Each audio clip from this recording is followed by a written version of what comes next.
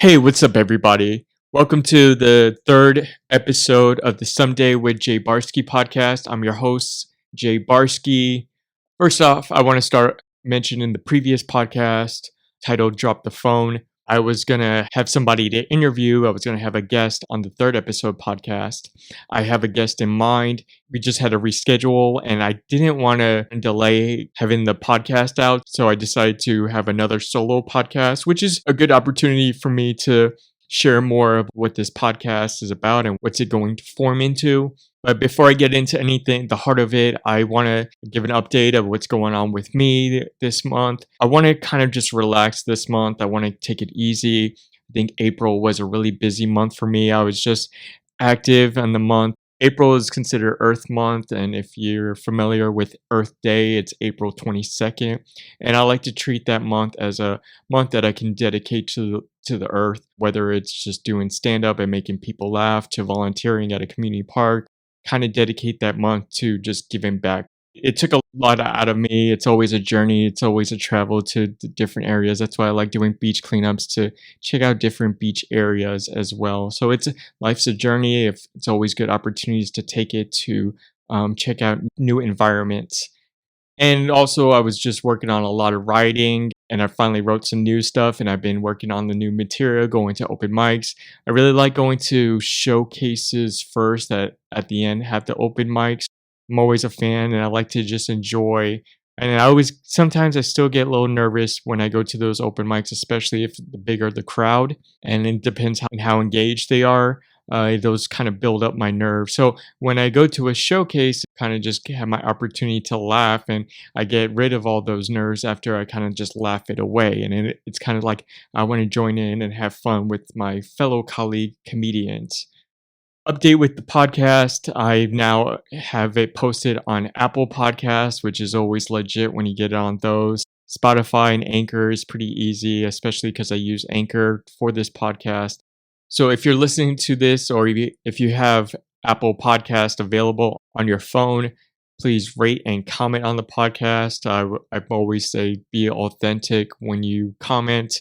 If you think this podcast deserves a 1 star, please give it a 1 star. I want your honest opinion. You're welcome to always change it later on too. So if you want to give it a 1 star, listen to this episode, and maybe 10 episodes down the road, you change your mind and decide to love it, you can change it to a 5 star.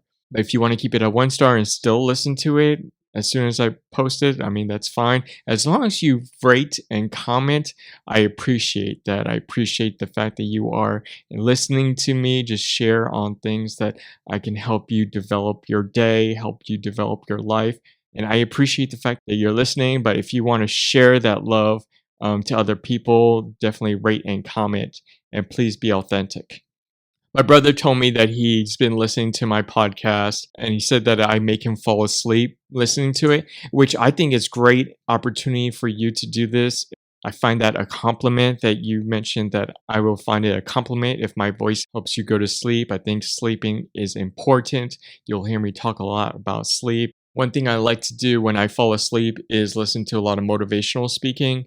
And one person that I listen to a lot is Earl Nightingale. He's a really further back motivational speaker, I think like in the 1950s and 60s. But he has a lot of albums out, and like there's a couple of albums that are maybe just 2-3 hours. Help me go through whatever I'm going through, or any challenging times I'm going through. When I go to sleep, I'll play an album from Earl Nightingale, and it kind of just subconsciously I listen to it. And when I feel like I'll wake up the next day, kind of, even though I'm consciously not listening to it, I think a lot of his words will, as I'm just sleeping, kind of just resonates in my head, and it kind of just, as I sleep, those words sleep with me. But if I'm up during the day, a couple of speakers I like to listen to is Eric Thomas and Les Brown in the mornings. They're more a high energy, which is always good for just to get you going and pumping throughout the day. Earl Nightingale is more laid back. His voice is more slow, kind of like, I feel like my voice is similar to his. I recommend, if you want to try it out, and if you feel like it works, then definitely put in the comments Hopefully, before you listen to this episode, you listen to the previous episode where I mentioned about meditation and a meditation practice that I work on. So hopefully you've been working on that. I mentioned that at minimum try to devote 15 minutes to that meditation practice. I've been receiving a couple of comments on it and people are really finding it helpful, which I'm glad to know that. And the more you practice that meditation technique, time will start going faster. So by now, I kind of pushed my meditation practice daily to 30 minutes a day because I noticed when I was meditating for 15 minutes, time went really fast. It seemed like I just closed my eyes for a couple of minutes. And then I noticed that my alarm went off on my phone where I time myself, and it was 15 minutes. So I've been pushing that more and more just by a couple of minutes to 17 minutes to 20 minutes. And now I'm up to 30 minutes. So that's a good technique to be aware of, that you'll realize how short time is as you practice that meditation technique. The title of this episode is called Let That Ego Go. So I want to talk about the ego. You're going to hear me talk about that a lot in this episode.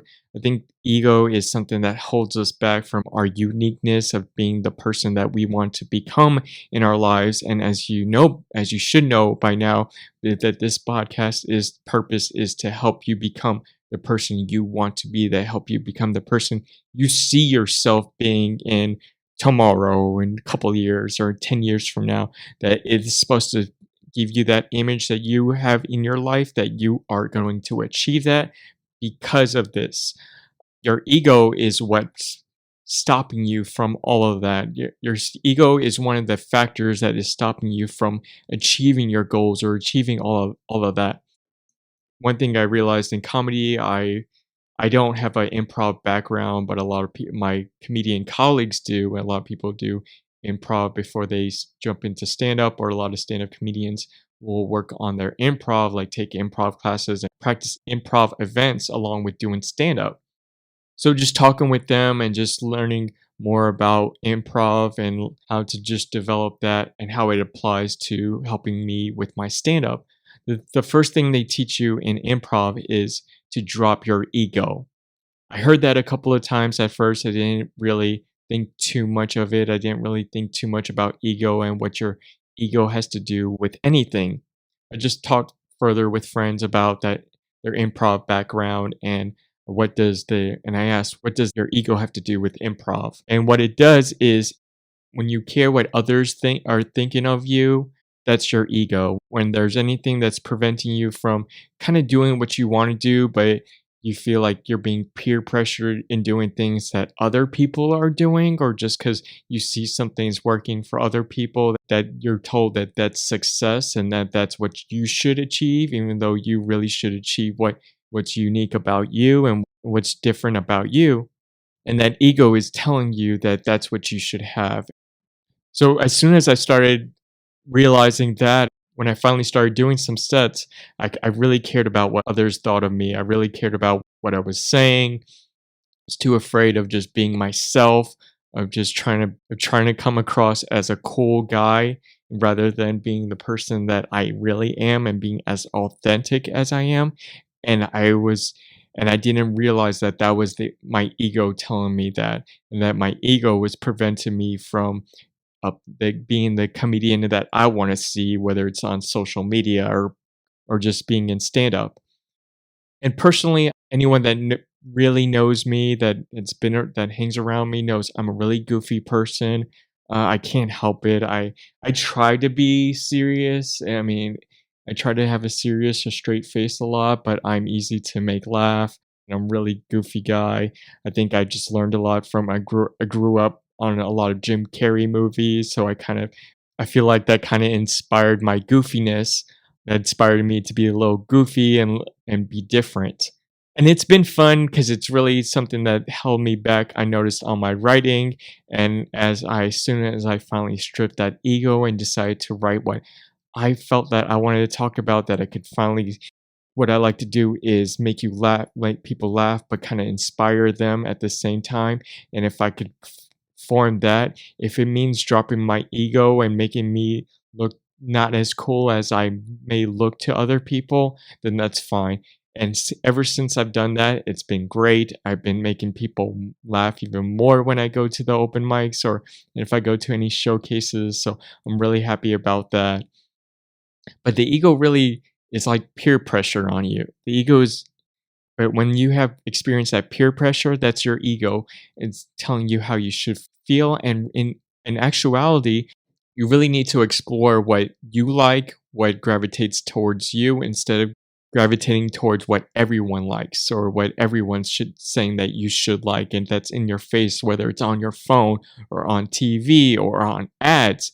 You really need to go out and find what you like, be around people that gravitate, be around good people that love you, that gravitates towards you. Make sure to have friends. It's good to have a balance in your life, to have some alone time, but it's also nice to just have other people to talk to every once in a while, whether it's family or just personal friends. One thing I've always tried to personally work on is my relationship to my friends. Try to be a better friend to people that are good friends to me. That's something that I feel like I've tried to practice along my way and reflect. Something I do personal reflections on my friendship with other people and just try to see how I can be a better friend to them, be a better listener, try to be a better helper for someone that cares for me and someone that I also care for them. I look at this as the ego is a shield in front of you, and it's kind of preventing you from stepping out and exploring being the person that you are. And one thing that can shatter that ego is realizing that you're perfect, that you're perfect the way you are, and you don't need to be like anybody else. You don't need to have anybody else's same accomplishments. You just need to realize that you're perfect, you're unique, you have your own story, you have your own great story that it's not even finished yet. There's more chapters into that story that's going to make you help you grow into a better person and help others grow as well by when you realize that you're perfect and that you love yourself, you will fill yourself with all that love that other people will gravitate towards it as well, to the point that it's so much that you kind of need to have some alone time so you can need to recharge on that love as well. Ultimately, that love comes from within. When you realize that you're perfect, that's when you realize that you love yourself, that you don't need to rely on the love of others to gratify who you are and who you want to be in your life.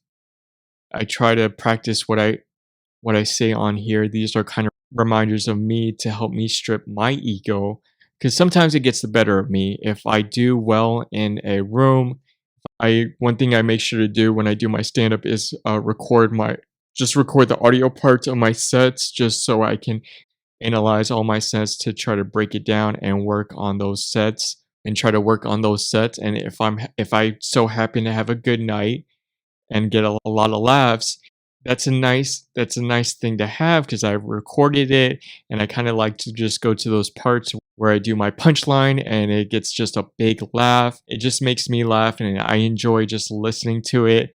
And it's nice to have, but at the same time, I feel like that's my ego. Even though it's nice to enjoy every once in a while, I try not to get too focused on listening to it because I need to know that I need to work on my craft. That's what most important to me is to work on the craft. I try not to focus too much on getting laughs because one thing I try to do besides being funny in my stand up is just trying to be more inspiring. So that's all I want to talk about on this episode of Dropping Your Ego. Hopefully it works. I just wanted to make something quick. I didn't want to delay on another podcast. I know I mentioned probably originally I was planning to do this maybe bi-weekly. I kind of pushed it to tri-weekly, so every 3 weeks. Now I realize I have to be more realistic.